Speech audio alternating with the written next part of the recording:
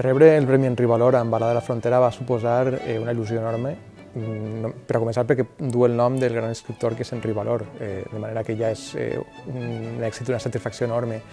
però a més suposa el reconeixement a una feina que has fet durant molt de temps. El que més m'interessa de l'època en què el Regne de València ja es constitueix, ja està constituït i encara està conformant-se en alguns dels seus aspectes és la diversitat de religions que hi havia en aquella època, amb els musulmans, els jueus, els cristians convivint, les tensions que hi havia territorials amb el Regne de Castella, amb el Regne de Granada, aquests misteris de la gent comuna i també la geopolítica o com era el món del segle XIV és un tema que a mi m'interessa moltíssim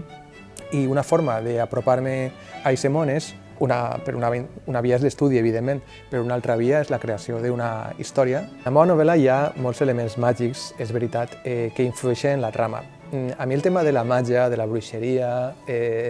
del bosc com a lloc de la fantasia o de fenòmens sorprenents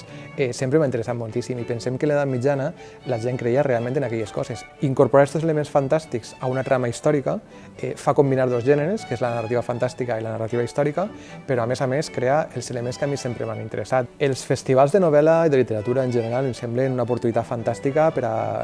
que el públic lector pugui conèixer els autors que llig, perquè els autors coincidisquen entre ells, perquè els editors vegin com són els autors i els gustos que tenen els lectors, de manera que em semblen un punt de trobada entre les persones que fan possible que existisca el circuit literari.